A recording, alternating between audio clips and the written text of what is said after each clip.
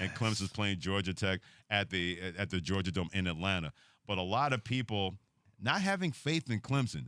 We do, but not Keyshawn Johnson from Keyshawn J. Will and Max. Clemson is not as high and mighty as they were 4 or 5 years ago.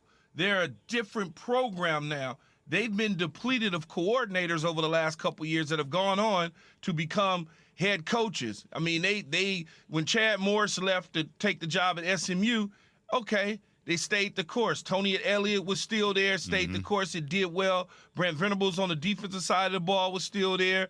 And so Jeff Scott was still there. Then Jeff Scott leaves and goes to South Florida to become the head coach. Now all of a sudden Venables is at Oklahoma and Elliott is at Virginia. That's a lot to lose off a staff to think that they still going to be strong in the ACC.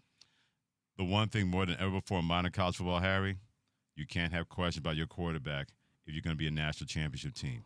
Stetson Bennett the fourth, or should I say, let me get it right. Stetson Fleming Bennett the fourth has become the dude for Georgia got quarterback. That fresh cut now, Absolutely. man. You got to dress him right. He got that fresh cut. I like the cut. I like the flow and the letters from last year more than this year. He looks too corporate for me this year.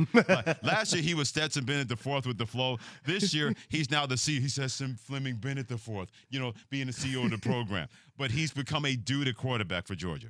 Bryce Young is a dude at quarterback for Alabama. We know right now Anthony Richardson keeps doing this for Florida. He's going to be a dude for the University of Florida.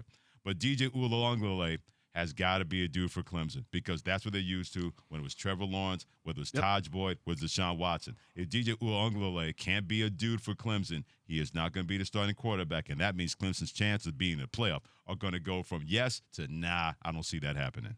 Yeah, and they just need him to be more consistent than he was last year. He has the running backs. Will Shipley, I think he's going to be phenomenal this year.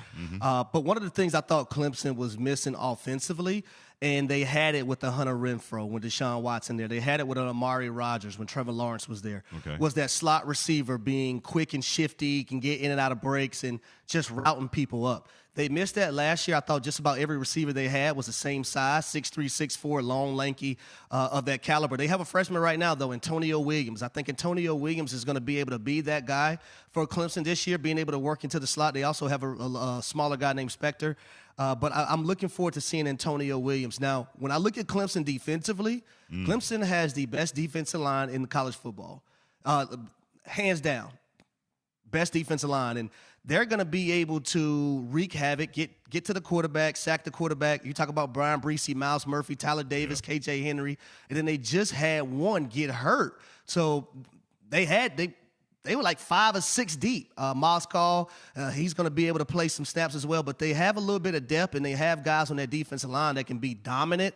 And when you look into the NFL draft next year, they may have 2 of those guys go in the first round. I know Brian Breesy, he's going to be in the first round. But Clemson, can they be consistent offensively? Last year, we got to remember now, they won 10 games last year, and that was a down year for Clemson. But they finished the season well. They didn't start it off great. And they lost to the team that won the national championship in Georgia. They lost to Pittsburgh, the team that won the ACC championship last year with Kenny Pickett. And we've seen what he's able to do right now in the National Football League in preseason, balling out, making the quarterback competition. But I think Clemson's going to be all right this year. Well, they'll be all right for the first 3 games because I don't think Georgia Tech's going to put up much of a fight. 8 o'clock Eastern time tonight on ESPN. Then they have Furman and Louisiana Tech. And then they get Wake Forest, but Wake Forest won't have their quarterback who was throwing the ball over the place last year. They may not see a top-flight team until North Carolina State on October 1st. We'll see exactly if Clemson can do that. But DJ Uiagalelei, it's going to be on him to be that dude at quarterback that they're used to when it comes to Clemson. Thanks for watching ESPN on YouTube. For live streaming sports and premium content, subscribe to ESPN+.